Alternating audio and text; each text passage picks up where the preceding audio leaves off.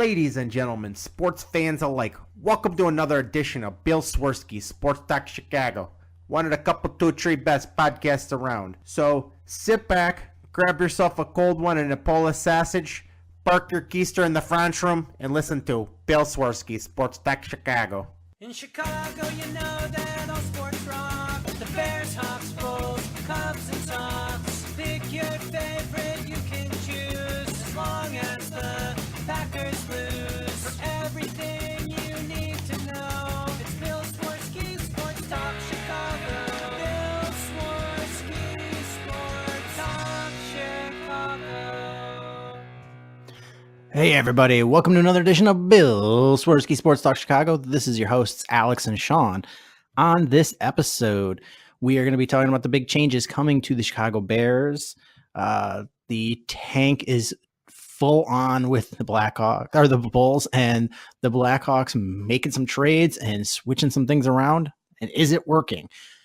But first, I'd like to thank our sponsor, the Rockford IceHogs. If you're not familiar with the Rockford IceHogs, they're the AHL minor league affiliate of the Chicago Blackhawks. What does that mean for you? You get to see the stars of tomorrow today at family-friendly, affordable prices. Season's still in full swing, so make sure you head on over to icehogs.com. Get yourself a hat, shirt, jersey, tickets, and more. Tell them Swerski Sports sent you. Alex, my friend, how good does this feel to get sweet, sweet redemption? Well, I mean, at least I feel a little less bad. It was exactly at this time last week we were all just in shock because that game ended around 7 o'clock. So a week later, at least we can feel a little closure. It still hurts, but, for all the crap that Alshon Jeffrey was talking, the way that ended, it felt like it was coming to him. Yeah, I mean, you're right. I'm still hurting because I had somebody argue with me that this wasn't the worst Bears loss as far as being painful. But I'm still holding it is because I feel absolutely just devastated. And going into it this morning, I was still just miserable. And when I watched the first couple drives of the Eagles Saints game, and the sickening feeling just got worse. And I was like, I can't watch this anymore. And I went out. Yeah, I went out and went on a walk. Yeah, my wife is from Philly. She's an Eagles fan. So I wanted to divorce her for the last week. Just kidding. I love my wife. But yeah, I just can't look at her the same way. But so I just went upstairs and I was watching some Netflix. And then my best friend just texted me and just goes, Alshon, ! And I was like, I'm not watching the game. What'd he do? And then I get another text from somebody else going, Alshon! ! And I was like, all right, now I got to see what's going on.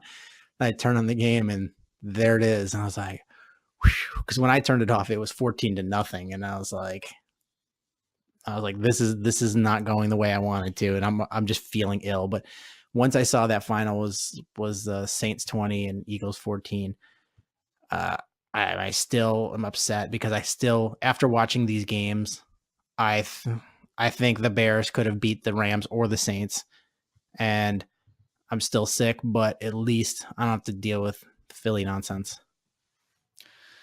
Yeah, I mean, the Rams pretty much controlled their game yesterday, but it was still a pretty winnable game for the Cowboys, and I think the Bears are better than the Cowboys, so they probably would have at least given them a better game. I don't know if it's, if it's really worth playing coulda, woulda, shoulda at this point, but we all do it naturally.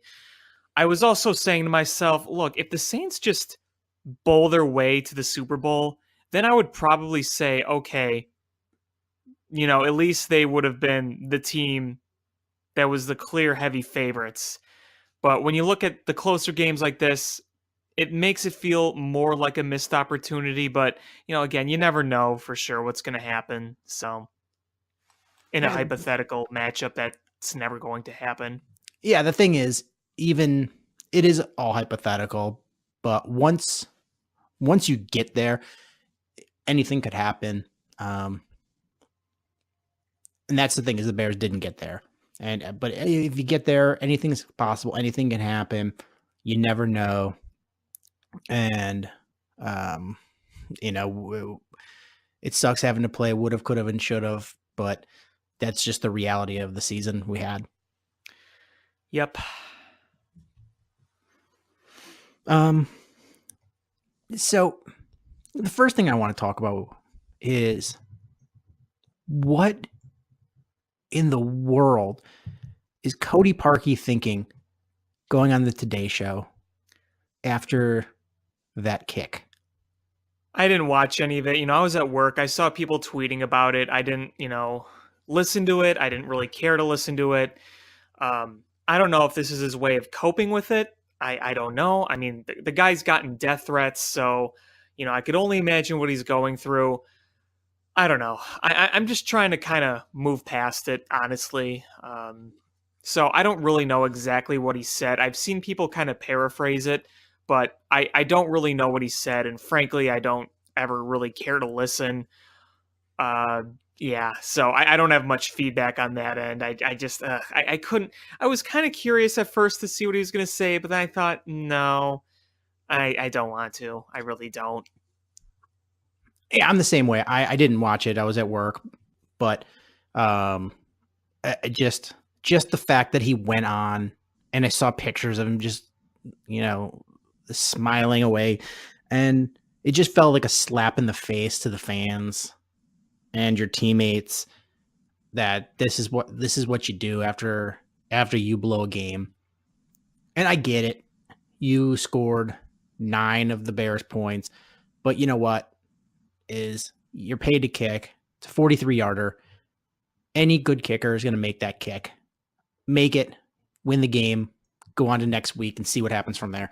So it's just frustrating. And you're right. I don't want to see anybody get death threats, but I also don't want to see them showing up on the Today Show going, "Hey guys, I missed a kick." Oh, it's just infuriating. Yeah, that's again, it was frustrating, and that's why I didn't really care to watch it or really look into what he said.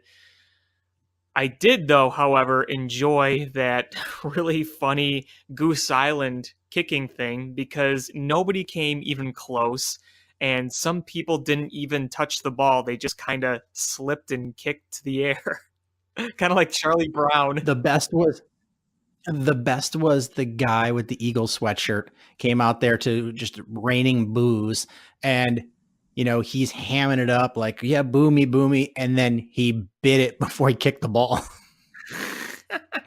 Or some of them hit that barrier and came like right back at their face. Like, what is kicking in the NFL is not an easy job, but you know what? That's why they get paid a lot of money to do it. Like, I didn't go out there and try, but you know what? Cody Parkey's also not trying to go do physics either. So I thought that was just a genius move marketing wise by Goose Island. I thought that was perfect. Yeah, there was nobody going to do it. And when the conditions were crappy with the light snow and the cold weather, nobody was going to kick that. But like maybe if you had like a college soccer player or something, they would, get a good kick on there. But most of these were just, like brosifs that just, drunk in the middle of the day, trying to kick a ball. Oh yeah, they were all broskies. They were all broskies, and I can do that. And I like that they put the barrier up to kind of imitate a defensive line. I kind of like that too. Yeah, it's I've never done this, bro, but I know I can do it. Yeah. And here's the thing, if I ever tried to do it, I darn well know there's no way I could have done it. I just would have tried just to see what would happen. It wouldn't have nothing I would have done would have made it, but I would have just see what I can do. Yeah, you know what? Here's the thing is just I can talk critically about somebody missing a kick that should make it's a very, very, very, very makeable kick. And I can talk crap on them for missing it because the fact that they are a professional and that's what they are paid to do. And that is what other kickers a professional do with no problems.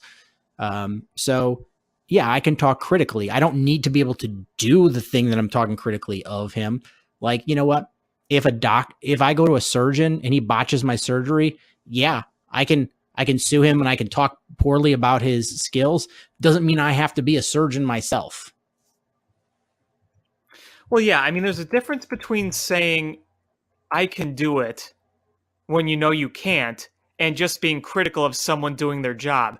I can't say I'll be a technician, but if a technician does something wrong, then you can criticize him for it. I'm not a chef, but if the chef doesn't make something right or it's raw or something, then you can criticize them for it. Absolutely.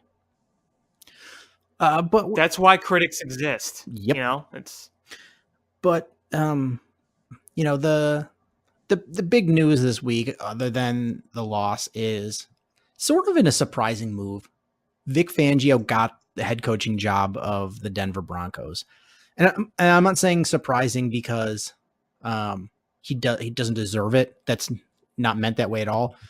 I'm saying surprising because the rumors were that he was not a finalist, and they were going in, I think, Mike Munchak, and none of the other coaching jobs were looking at old defensive coordinators. So I was like, okay, well, if they go with Mike Munchak, that means Vic Fangio is returning to the Bears.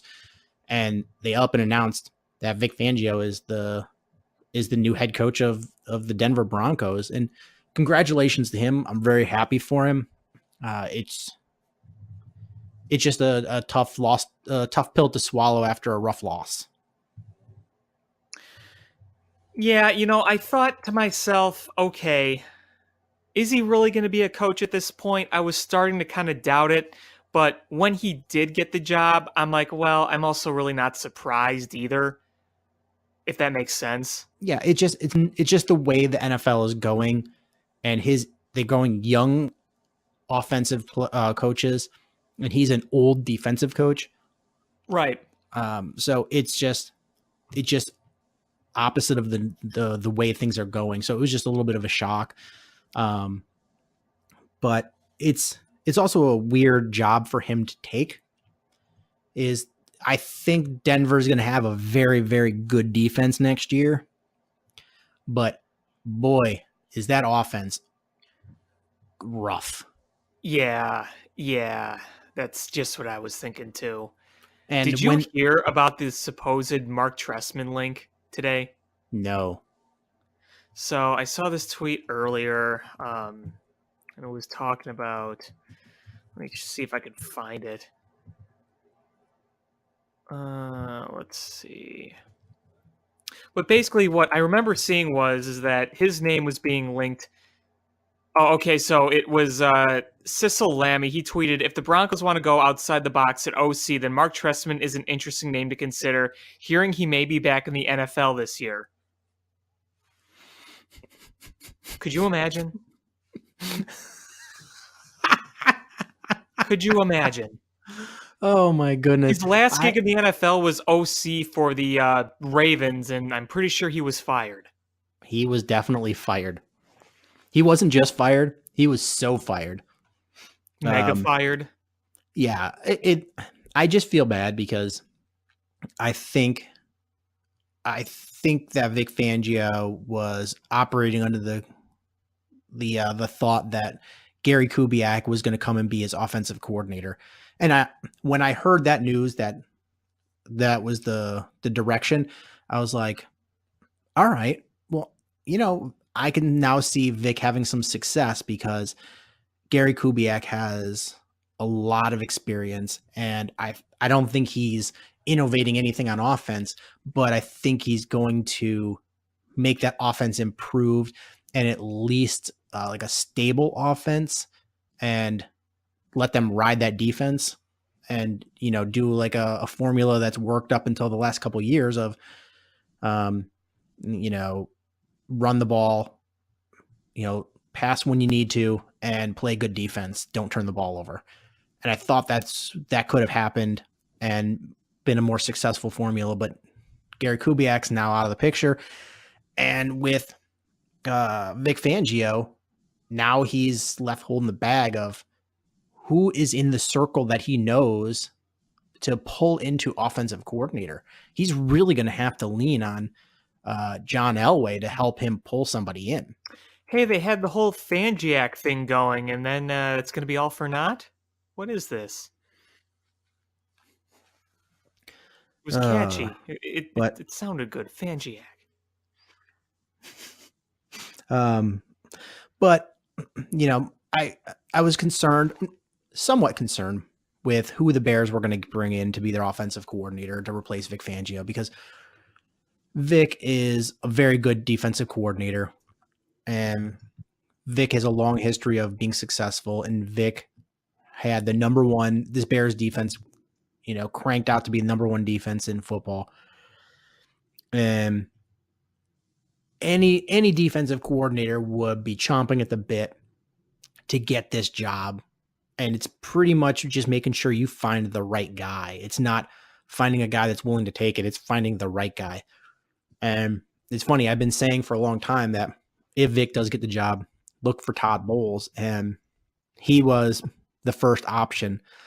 And unfortunately, and to his credit, Todd Bowles was very interested, but he's a man of his word, a very high character guy. And he said, I couldn't renege on Bruce Arians. And he's like, I promised him several weeks ago that if he got the job, I would take his defensive coordinator spot. And, he went with his original word. And so it's not a spurn on the Bears. It's just a guy being honest and good to his word in the NFL, which is a good thing. Yeah, it seemed to me pretty much that Todd Bowles was not coming here. I prayed for the rumor to be true for a little while, but, that rumor didn't last very long. Basically, it was funny. I was in the car on my lunch break, and Bernstein on the radio just said, according to a source near his agent, no agreement has been made. And then somebody tweeted that he was going to be the Bears' defensive coordinator, and then that was shot down in the Arians presser. So it was a very weird half hour, 45 minutes, whether it was, I don't remember, was it Wednesday he was hired? I can't really remember exactly, but when Bruce Arians was making his speech, I think it was Wednesday, either way. I think it was Wednesday. It was a pipe dream, but a pipe dream means that we probably thought it wasn't going to happen. Yeah, I wasn't expecting it to. When I saw Bruce Arians got the job, I was fairly confident that he was going to go down there. And it was funny how there was we were all deflated and then suddenly elated because we got the report. I think Brad Biggs was the one that said that he hasn't signed a contract yet. And when we found out later, it was he really, really considered it, because I know Todd Bowles and Matt Nagy have known each other since childhood, that he really contemplated it, but ultimately decided that he had to honor his word. And I believe it was, he hadn't signed the contract when Bruce made his announcement at the press conference, but I think it was just verbal at that point, and they agreed to language, but he hadn't signed his contract. So ultimately, I'm happy where we landed. The Bears ended up interviewing Ed Donatel, who's the longtime defensive backs coach for under Vic Fangio, and they interviewed him, and I would have been okay with that, because it would have kept a lot of the same language and a lot of the continuity, and I'm sure he would have kept a lot of the same coaches. And you would have had a lot of continuity from a team that was the number one defense. Don't change something that's not broken. But then they interviewed Chuck Pagano, and I know a lot of people, anybody that I've seen that's been down on Chuck Pagano as defensive coordinator are all pointing to what his tenure was with the Indianapolis Colts. And I think that's really unfair, because that guy has had a hell of a career in coaching.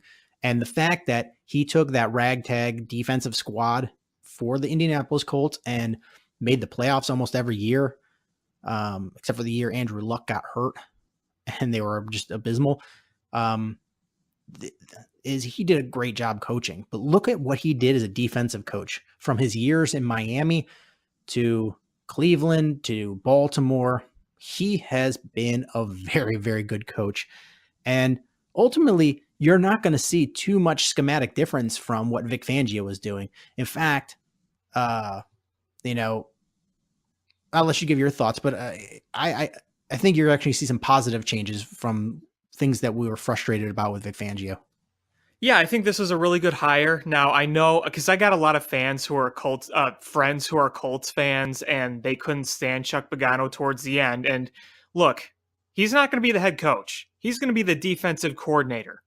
So unless Nagy just disappears into the wind like Thanos killing people as they fade away, he's not going to be the head coach. As a defensive coordinator, I think they got the best guy available now that Todd Bowles was gone. There were a few other guys that, were notable still around, but I think Chuck Pagano is probably your best bet right now. So yeah, I can't complain about the hire. As long as he's not magically made the head coach, I'm good. Yeah, I mean, I was kind of high on Greg Williams, who was the interim head coach of the Cleveland Browns. But I mean, I can see why they didn't because of his involvement with Bounty Gate. And some of the negative connotations, I could just see that being an issue. Chuck Pagano is a high character guy. Mm-hmm. And he's a very likable guy, very high character guy, very, very aggressive guy. And I think he fits in really well with what Ryan Pace and Matt Nagy are trying to build in this team. And so yeah. I'm actually very excited by the move. And honestly, the more I think about it is some of the things I've been frustrated about with Vic Fangio. I think Chuck Pagano is going to be, I guess, not correcting is the right word, but moving in the direction that I want. Look, overall, I liked Vic Fangio. I think he did a lot of good things. He obviously had a lot of talent on his team that, helped him out a lot. There were times I did, though, think Fangio was a little overrated. So I think Chuck Pagano, like you said, can fix a few things. I don't know what you think about that opinion, but, again, overall, I liked Vic Fangio. Thank him for what he did, but I do think he was a little overrated at times. That's just me. So my thing on Vic Fangio, and he's a great defensive coordinator. My thing with Vic Fangio is he's too willing to allow his base pass rushers to go after the quarterback and not blitz.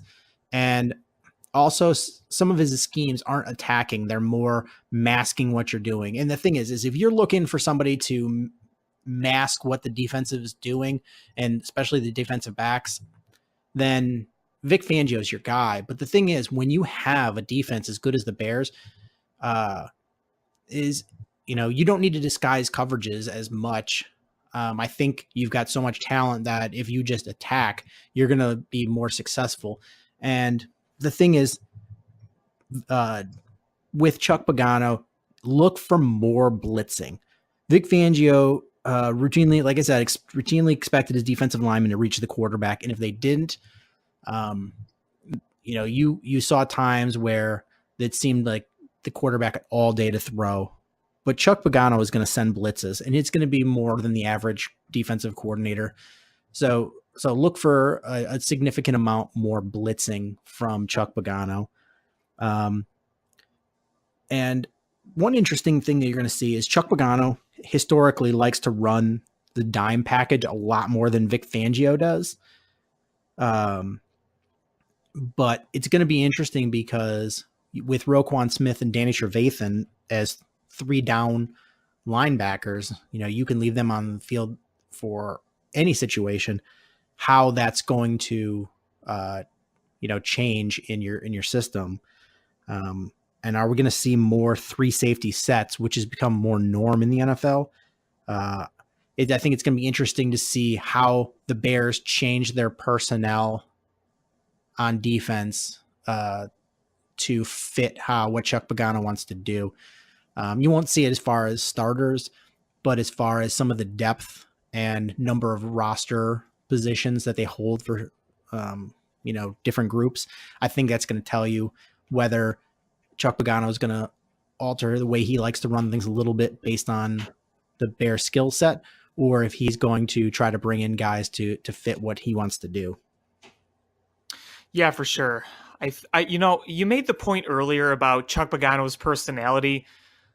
I know it sounds a little cliche, but I do think the way Nagy's kind of reshaped the culture here, I think a guy like Pagano is a much better fit than Fangio. And not to say Fangio wasn't a good coach with the players, but he was a bit more of a old-fashioned type guy, and there's nothing really wrong with that. But if you want someone that's going to fit the culture and the system that's kind of put in place by the head coach, I think having a guy like Chuck Pagano certainly can't hurt things. And I'm excited to see Chuck Pagano runs a lot more man coverage than Vic.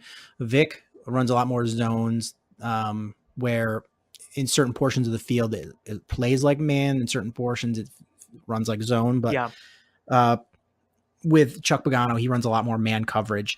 So with the quality cornerbacks that the Bears have, I think you're going to see some really good things, and I think it's going to give Eddie Jackson room to shine. And that's actually going to be shocking because Pro Football Focus said that his season was the best safety season in history. It's just too bad he got hurt at the end. Imagine what a difference it could have made. But to your point, you kind of brought up, zone versus man-to-man. We saw a lot late in games, and we were frustrated about this on other shows where, late in games when the defense really kind of softened up and that allowed other teams to make the game closer than it should have been. I'm kind of glad you brought that up because that was one thing about that defense that really did frustrate me. Yeah. So, if you're down on Chuck Pagano at all, just look at what he has done as a defensive backs coach and as a defensive coordinator in college and in pros. And you're going to walk away going, all right. I'm okay with this. And it's going to be nice too, to have I always like it when you have a young head coach and you give him a guy who has head coaching experience, as his coordinator, because I really think it gives some help to the young head coach. I really think it provides some support. And Vic even acknowledged in his welcome speech in Denver how much he learned about being a first-time head coach from Matt Nagy. Is Chuck Pagano did it for 7 seasons. So he's going to be able to provide something to Matt Nagy, and Matt Nagy's still going to be allowing, have the option of letting the defense run as its own entity and know that it's in good hands and, not in the hands of a young guy who's still green around the edges. Mm-hmm, for sure. But one thing that really shocked me as I went back and looked at Chuck Pagano is when he was in Oakland as a defensive backs coach, he helped make Nnamdi Asomugha the best cornerback in football. And once Nnamdi Asomugha left Oakland and was no longer with Chuck Pagano, and he went and got big money going to Philly and was out of the league within a couple of years. So Chuck Pagano helped a guy become the best cornerback in the league, and then when he wasn't with Chuck Pagano, was just hot garbage. Just let that sink in. I haven't heard in a while. Let that sink in. And another thing that's going to be interesting to see is what coaches are kept from the defensive side and which either leave or, go somewhere else or go to Denver with Vic Fangio.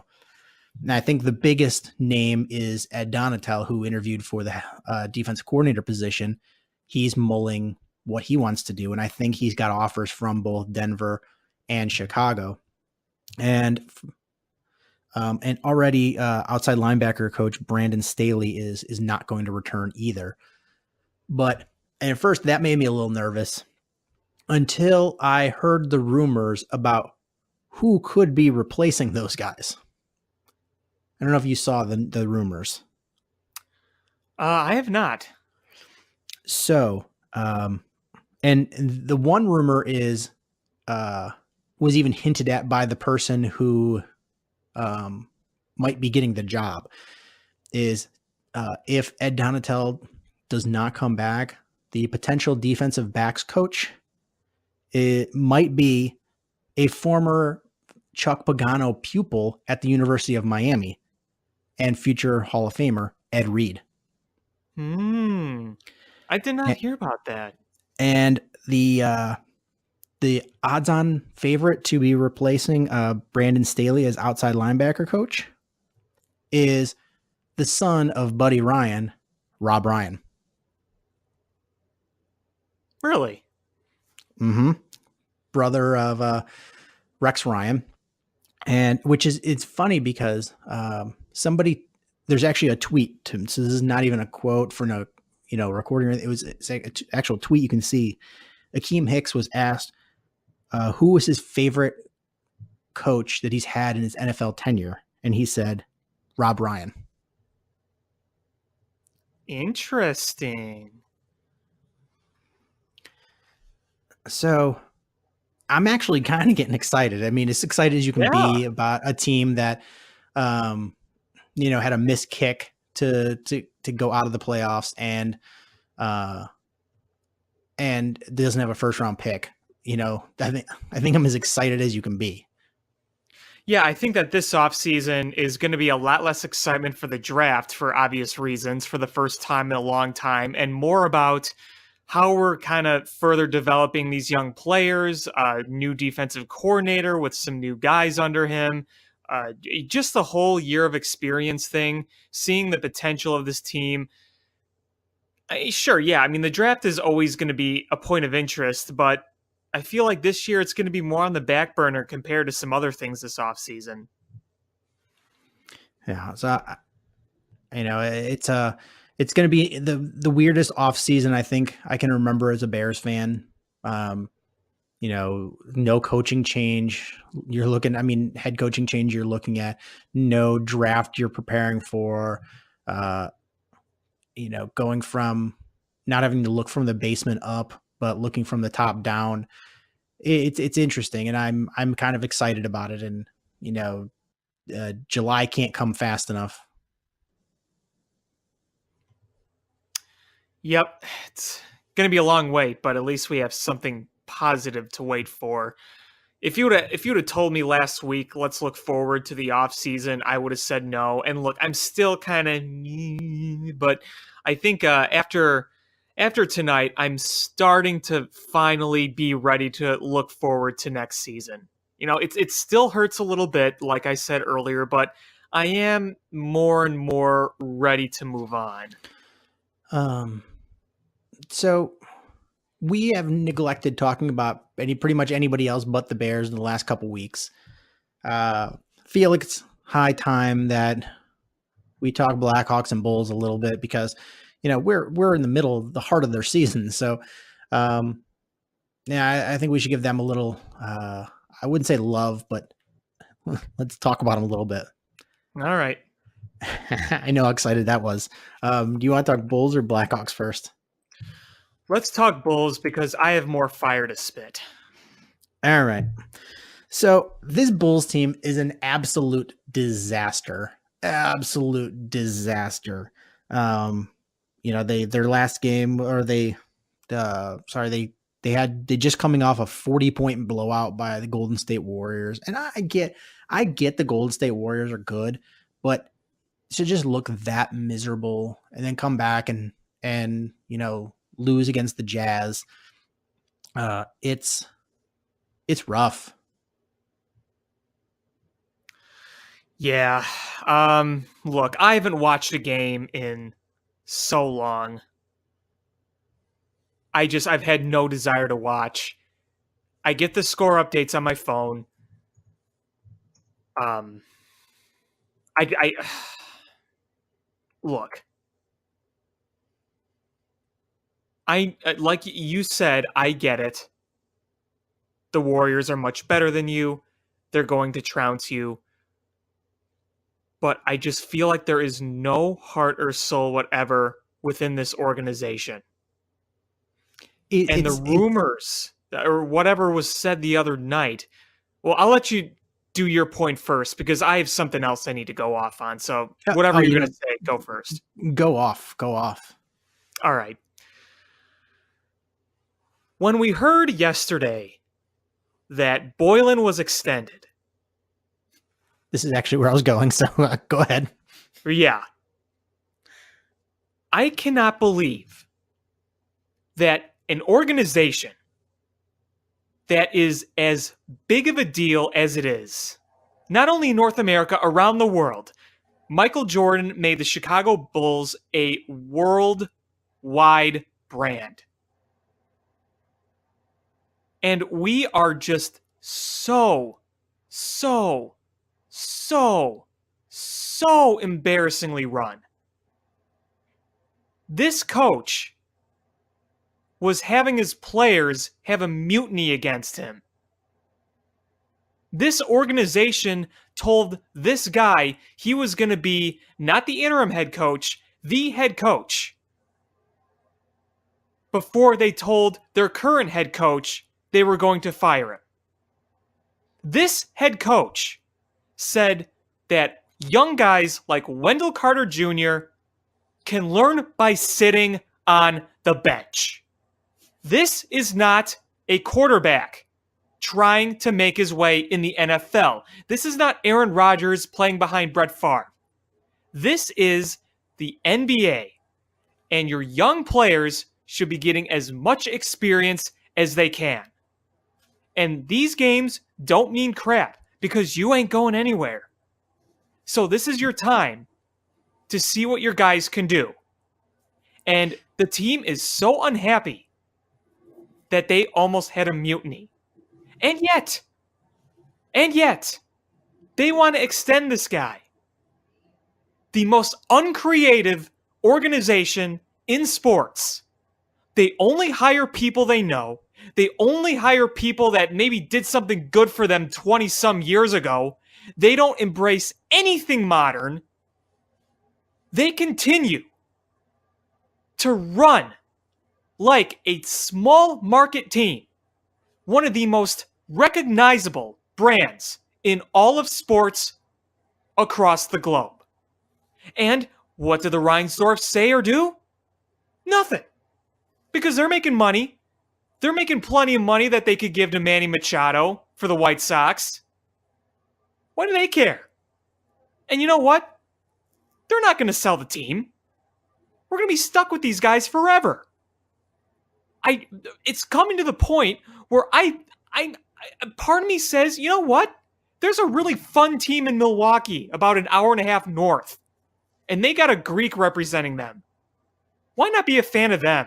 They're a fun team with a great new arena. They're on pace for 60 wins, and they run like a dang good team. I'm right there with you. It is infuriating that not only is this coach terrible, and you have Charles Barkley clowning you about your leadership group or whatever, for the team player leadership group, that part of the mutiny. Then that you have that going on, but then you go, you know what? We're not only going to give this guy an extension, we're going to give him a raise too. It is just a kick in the teeth. It's like John Paxson's like, I know I'm never going to get fired. Let me piss off as many fans as I can. And he knows, he acknowledges that fans hate his guts. And why wouldn't they? Why wouldn't they hate his guts? He has been awful. And he clings to, well, he drafted Derrick Rose. Well, yeah, well, everybody knew you needed to take Derrick Rose. It's like Who wouldn't have drafted Rose in that position? Monkey would have drafted Rose. everybody was going to draft Derrick Rose. He got lucky with winning the lottery. That's all he did. Which I still think may have been rigged, but that's It's like it's like crediting Cleveland with drafting LeBron James. Everybody was going to draft LeBron James. There was nobody on earth that wouldn't have drafted LeBron James, and it's the same thing with Derrick Rose. So, and you brag about you drafted Jimmy Butler. All right, well, okay, so you got 1 out of 400 draft picks.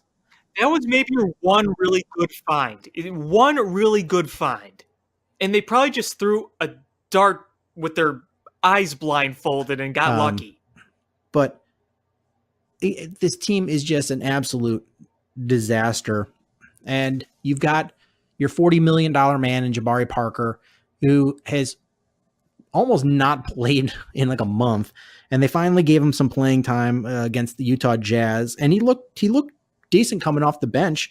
And I wonder if the only reason they played him is because one of the rumors is the Jazz is interested in trading for him, to showcase him. It's just weird how that's come about is, they just absolutely bench the guy and give him no playing time. And then he becomes the number one guy off the bench. There's no rhyme or reason. And look, I was probably a little too optimistic about the Jabari Parker trade. I actually the signing, I should say. I actually thought that might have paid off nicely. It hasn't. I'm flat wrong about that. Honestly, there was a poll asking about who was the worst free agent signing of 2018. I think Waddle and Sylvie had it. And I had to put Jabari Parker out of all of them. I mean, Cody Parkey was one. Yu Darvish was another. Tyler Chatwood. Look, Tyler Chatwood was just bad. Yu Darvish got hurt. I mean, Parkey, yeah, you could say a lot about Parkey, but at least the guy tried, even though you could argue he didn't practice enough. But Jabari Parker, I mean, the effort, the attitude, just ugly. Yep. Yeah, so I mean, Jabari's been terrible, and the one thing is he's a scorer, and the league that's the thing I said about Zach LaVine is when you signed him, and people were like, "Oh, this is a terrible signing," blah blah blah. Is when you have a guy that can score, and is a big time scorer, he's always gonna have trade value. So even if Zach LaVine was terrible and you didn't want his contract anymore, you wanted to move on, you can trade him.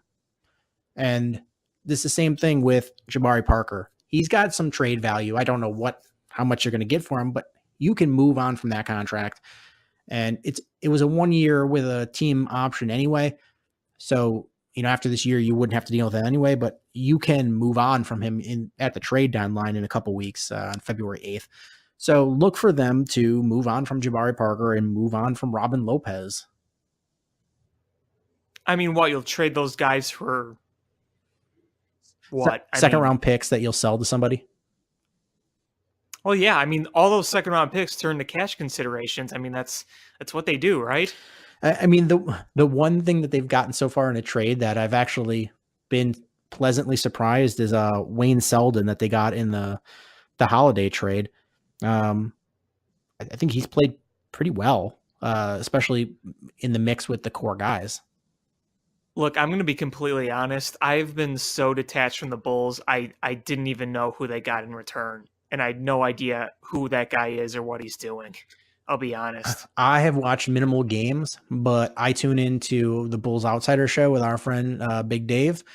And I tune into that show and that's where I get a lot of that and watching condensed games. That's where I get most of what where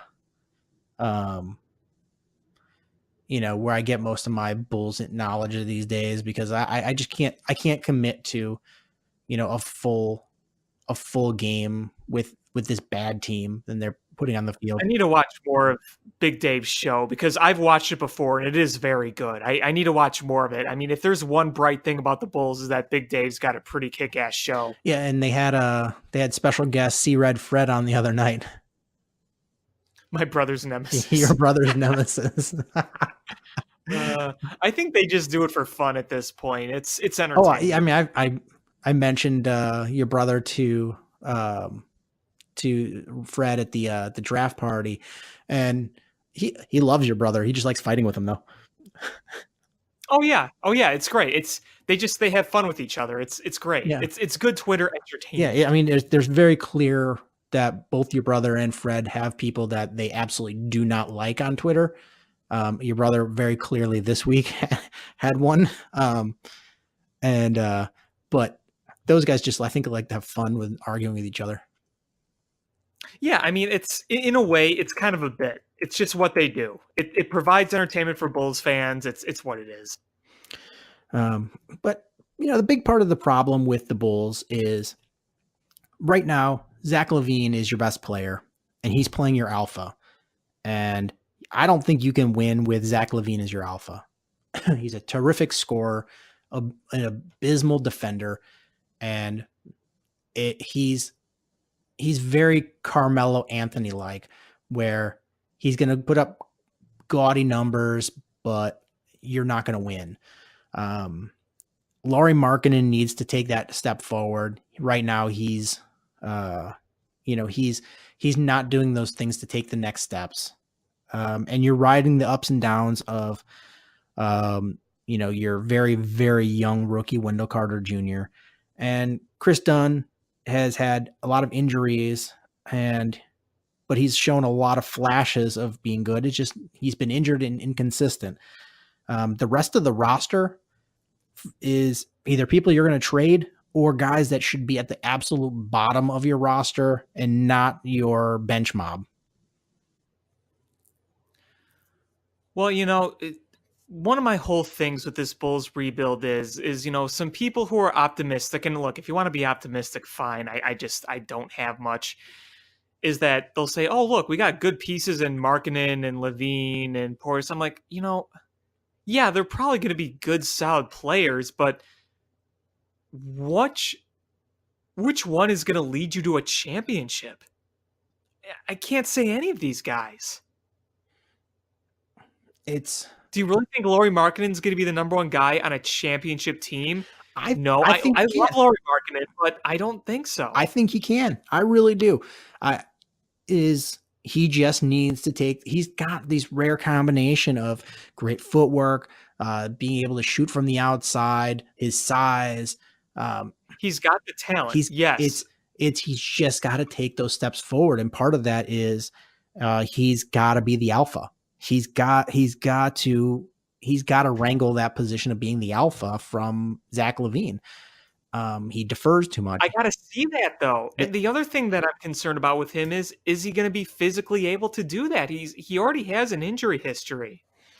I believe in him. He's got to do it, and he's got to take those steps. And the raw talent is definitely there. I'll agree. Yeah, you've got a lot of talent there. It just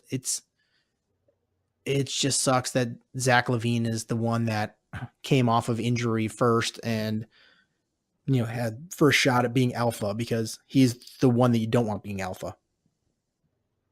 Right.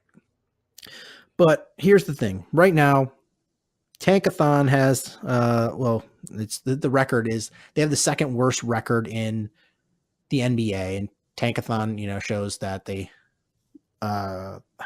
reflects that they're the second highest probability of getting the number one draft pick, at 14% chance to get the number one pick, and a 52.1% of getting a top 4 pick.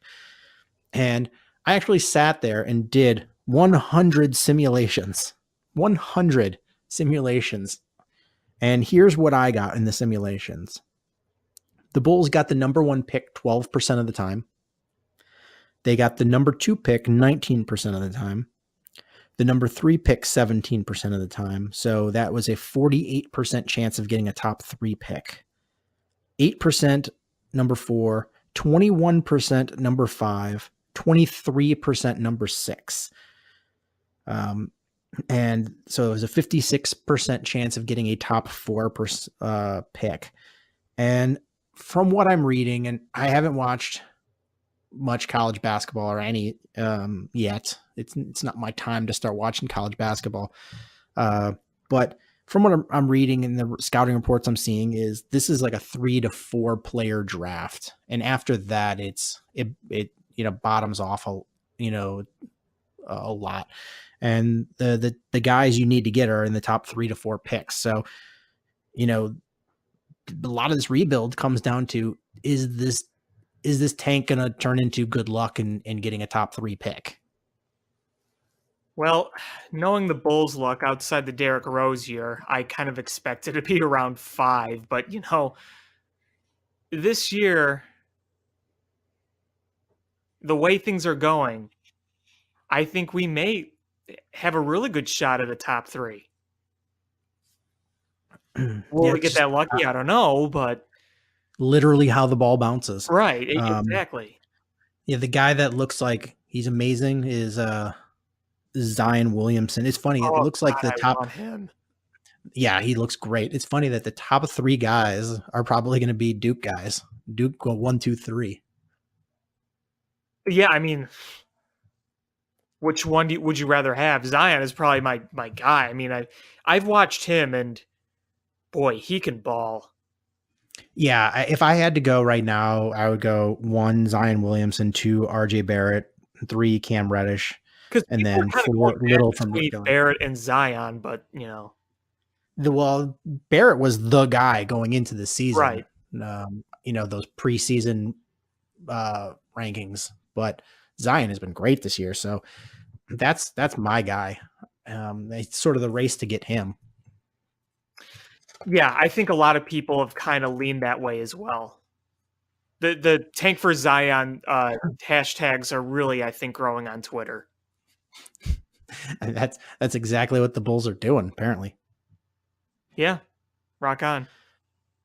All right, so I guess we wrap this up with. I mean, I don't know if there's anything baseball you want to talk. There's been a lot of nothing. I do. All right, well, let's jump into that, and then after that we'll wrap it up with Blackhawks. All right. So I think a lot of people are just really frustrated over all the rumors and nothing happening. Especially from a Cubs perspective, this whole thing of not having money and not being able to spend and yada, yada, yada. They avoided arbitration with all their guys, which for the most part is a good thing. But unfortunately, that means Addison Russell got a deal. But I will say this, the way that deal looks, it's very undervalued. And somebody pointed this out and other people kind of agreed that the arbitration, the deal he got to avoid arbitration actually makes him easier to cut than before, just because you can either get rid of him via trade very easily because he's not owed a lot of money, again, under market value, or you can cut him in spring ball. So I'm not saying the Cubs are going to get rid of, I want them to get Addison Russell. I think I still wouldn't count on it, but I think the way this deal was made could indicate that they may be buying time to look for other options, because they sounded like they were pretty heavily in on Tulowitzki before he went over to New York. So I think they really are considering some other options, and they were able to give him a deal which is undervalued and easy to get rid of. So it could be buying more time. So I just kind of wanted to mention that. I don't know if you had any thoughts on that. I don't think you're going to see the Cubs sign either Machado or Bryce Harper. I don't either. And I agree with you that they are going to look at other options besides Addison Russell. But honestly, why don't you just keep Bodie in there?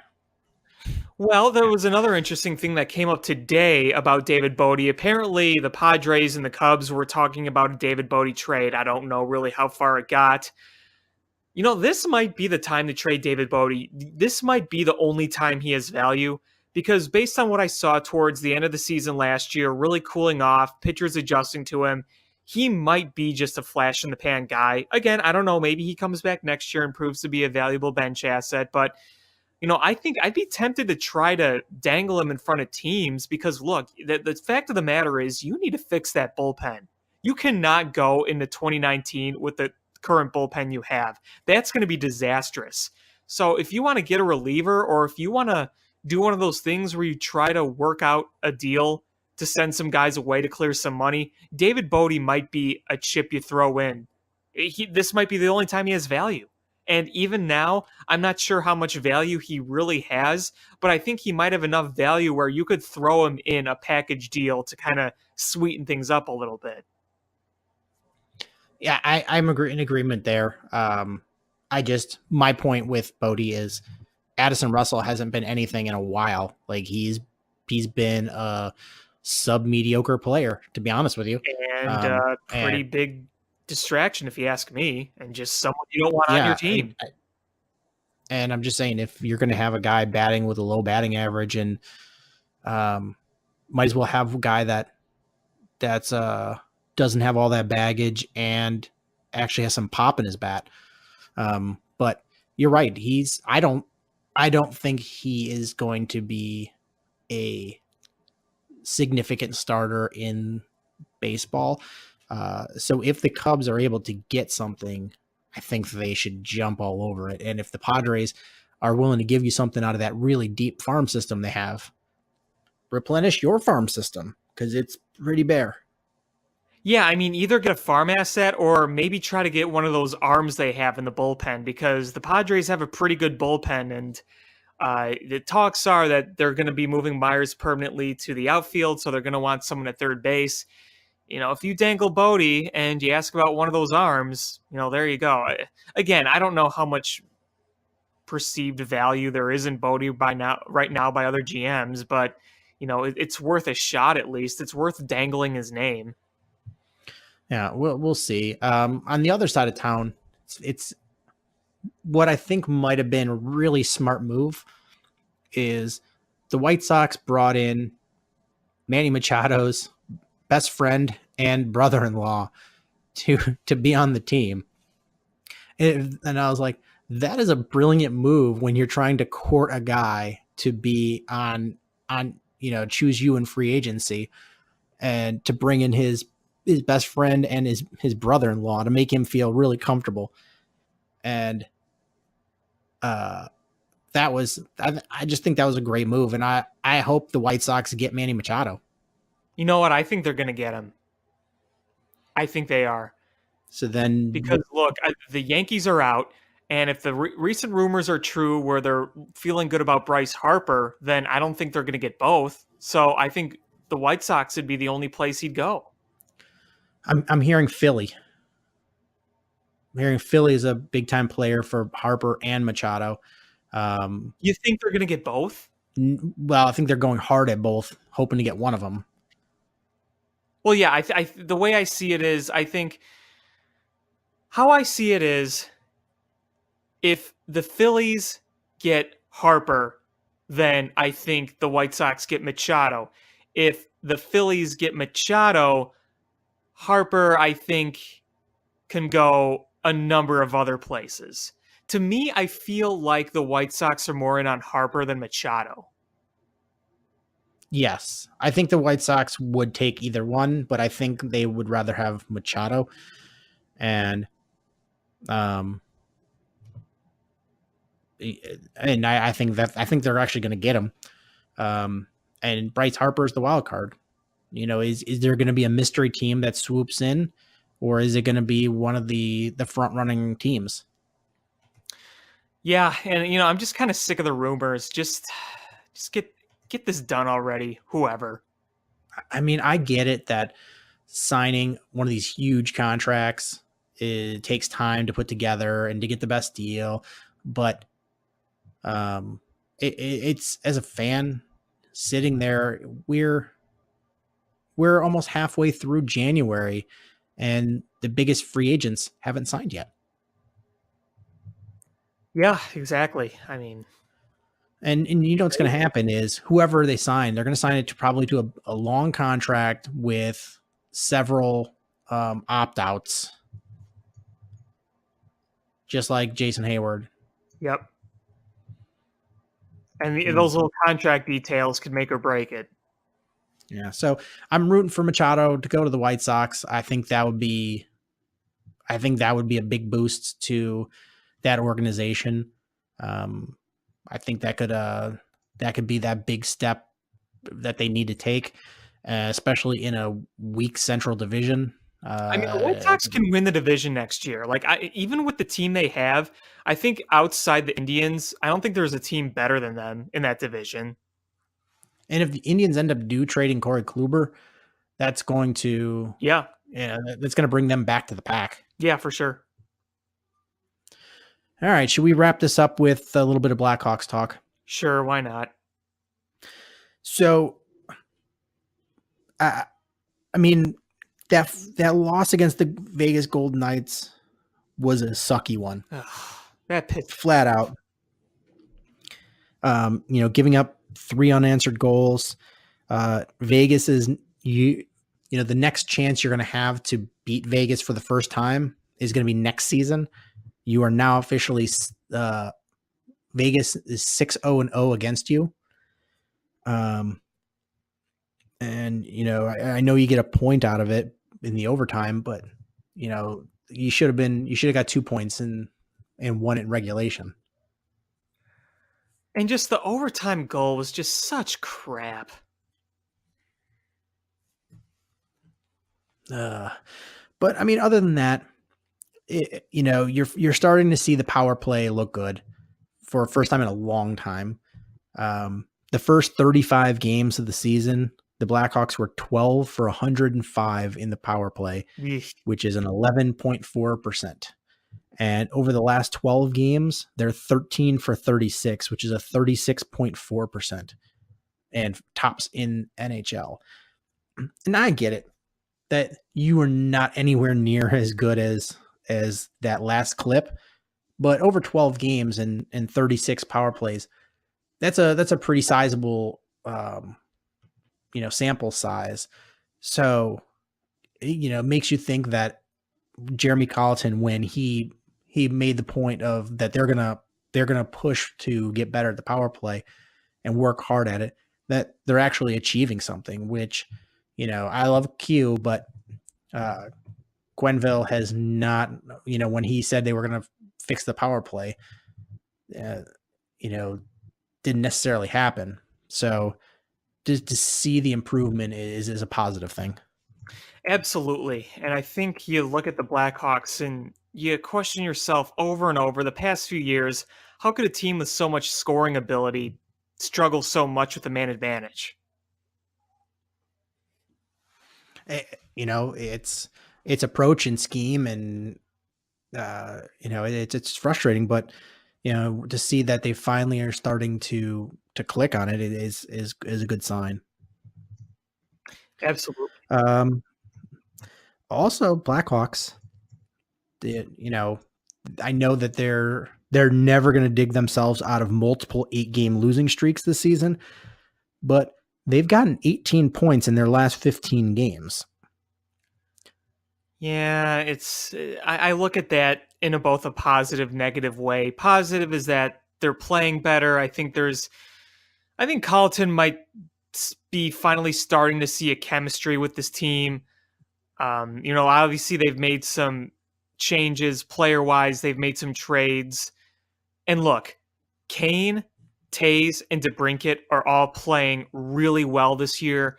Alex DeBrincat is just amazing, and he is really exciting to watch. Kane might have his best year of his future Hall of Fame career ever. I mean, he's on pace for over 40 goals, and then, Tays coming back and being more like Tays. You're seeing a bunch of good stuff, but at the same time, it's frustrating. It's like, are we going to finish in the middle of the pack? And, it's you don't want to be stuck in purgatory, but I think the way that they've approached this season, front office wise, it's telling me that the Blackhawks are looking at using this season to retool rather than rebuild, which I don't know if that's going to work, but that's the way I see it.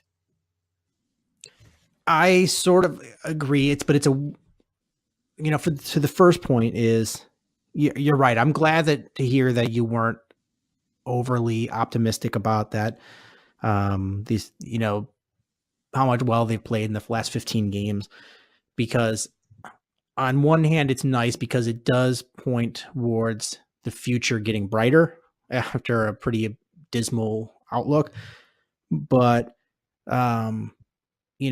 to point that it might be a little bit of an aberration is in that same 15 game stretch, the Blackhawks have allowed a league high 176 dangerous scoring chances. So they're, that's the goaltending that's kept them in, and we'll get to that in a minute. But the Blackhawks have given up a lot of really dangerous scoring opportunities in that time that, with weaker goaltending, they really would have paid for. So it's the defense is still struggling, but the offense is playing well. And they're getting some good goaltending. So hopefully that can continue and, at least start pointing in the right direction. The other topic you brought up with retooling. Yes, I would say I would consider it a retool, but it's actually been positive retool, I would say, because it looks like it's correcting mistakes that were made and not throwing.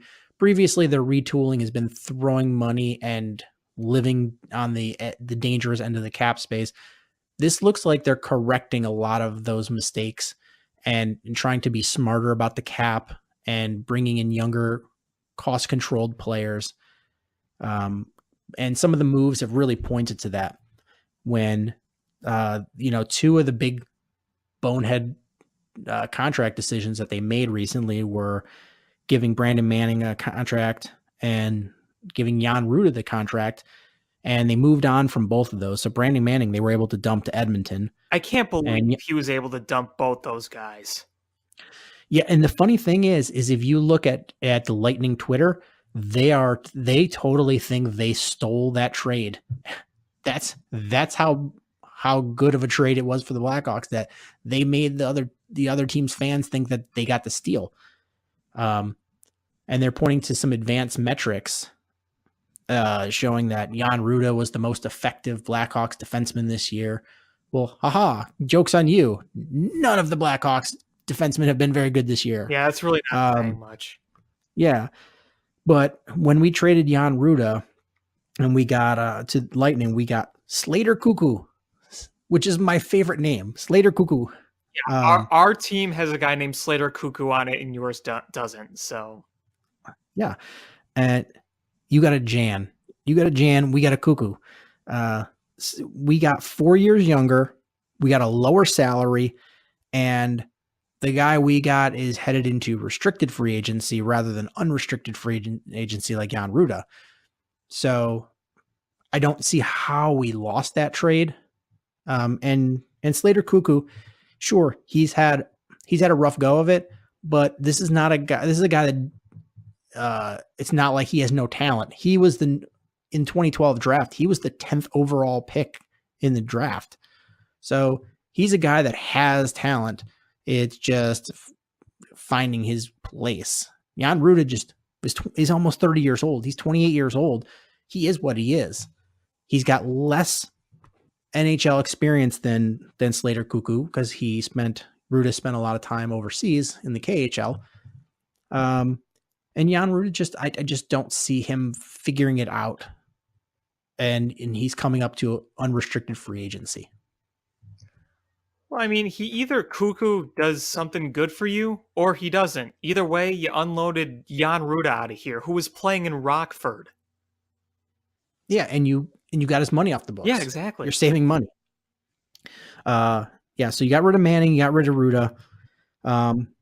Schmaltz was putting you in a position of forcing your hand into paying him money, big money, or letting him go for nothing.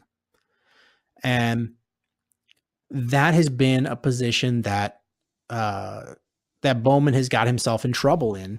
And you don't want to get yourself in that position of being forced to give a guy money to that you're not certain of. And that's what Nick Schmaltz was. So they moved on from Nick Schmaltz to the Coyotes. They got Dylan Strome, Brandon Perlini, and you avoided getting yourself in that tough position as it is. And you know what? It's worked out to their advantages. Schmaltz played really well for the Coyotes until he got hurt, a significant injury. But Dylan Strome has been really good for you. He's got 7 goals and 14 points in 22 games. So you can't knock that. No, you can't. I think that was a great trade. I think that's going to pay off for the Blackhawks for a while. And it could pay off for the Coyotes too. It could be a win-win. Yeah, I mean, very well. But now the Coyotes are in a position of having to figure out if they're going to pay a guy who they saw a 17-game flash for. Yeah. I think that guys like Strome fit in much better here. But could you imagine if we had to, sit in the off season and go, crap, is Bowman going to pay, a guy that we're not sure about and, only played 17 good games for us? Yeah, that's not a situation I want to be in. And thankfully we're not. I think that this was something that was concerning a lot of fans early on when we still had Nick Schmaltz. Because we've seen Stan Bowman give contracts to guys, unfortunately like Brian Bickle, who you can't really blame him. He has that horrific disease, but Brian Bickle was never really a star until 2013 when he had a career year. He gave him all that money and then things declined. But we've seen Stan Bowman give bad contracts, and we don't have to worry about that with Schmaltz. Yeah, imagine if we didn't sign Bickle to that contract. We might still have Teuvo Teravainen.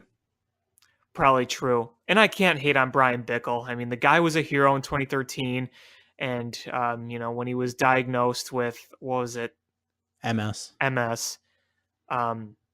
I don't hate Bickle. I just doesn't mean I want, I'm not annoyed by the contract. Right. It wasn't a good contract. That's just what it is. It also sucks that, it was a similar situation to Bufflin, and, whereas a guy that came at the contract year playing well, and you couldn't pay Bufflin, but then a couple of years later you were in a little bit of better financial space and paid Bickle, and illness aside, Bufflin's had the much better career. Yeah, for sure. But I don't really have anything else I want to talk about. How about you? No, I don't think I have anything else either. I said I wasn't really going to watch football this weekend. I ended up watching football. I was still sad, but I ended up watching it. Oh, I ask you, before I forget, did you get donkey chips? I did. They were good. Aren't they? They were really good. Uh-huh. Yeah. We had homemade nachos. I didn't take a picture, but I ate them. I ended up getting a cherry salsa with it. No queso, huh? No, I didn't. I was feeling fat, so I didn't get queso. I was like, well, the fruit is good for you, right? It's good for you. Oh, for sure. Fruit and vegetables, it's good for you. Yeah. So yeah, donkey chips. They're not spicy nacho Doritos, but they're good. Yeah. So I'm a fan. I had never had them before, but then when I saw the bag, I went, oh, I've seen this before. I've seen these before. I just never had them. Yeah, I figured you'd think they were familiar. Yeah, I recognized it. I was like, first when you brought it up, I'm like, I have no idea what he's talking about. But when I saw the bag, I was like, oh, that's a bag I've seen that I just never bothered to read. Yeah. Now you know. So there it goes. So now I'm a fan of the donkey chips. There you go. All right, but that's going to do it for this episode of Bill Swerski Sports Talk Chicago. Hopefully next time we talk to you guys, we've got Bryce Harper in in the Cubs uniform and Manny Machado in a White Sox uniform, and both sides are cheering for Crosstown World Series coming up. But that's going to do it for this episode of Bill Swerski Sports Talk Chicago. I want to thank everybody so much for listening. Please make sure you hit us up on social media at ShyFanPat1, at Swerski Sports, Facebook.com/Swerski Sports, SwerskiSports.com. Hit subscribe however you listen to podcasts, whether that's iTunes, Stitcher, YouTube, or the TuneIn app. And, if you like the show, please make sure you share it with at least one friend who likes Chicago sports. That's how we grow the audience. And thank you guys so much for listening. And until next time, bear down. Cubs win! What a lucky break! The good Lord wants the Cubs to win! We thank Ditka and God for all they have provided. Cubs win! Cubs win! Cubs win! Oh, I don't want her. You can have her. She's a Packer fan. She can't fit in my van. And she looks like Denver New Yorkers. Smoking crack is not legal on planes. Bears 31 to -7. The Bears! Oh, when the Bears go bearing down.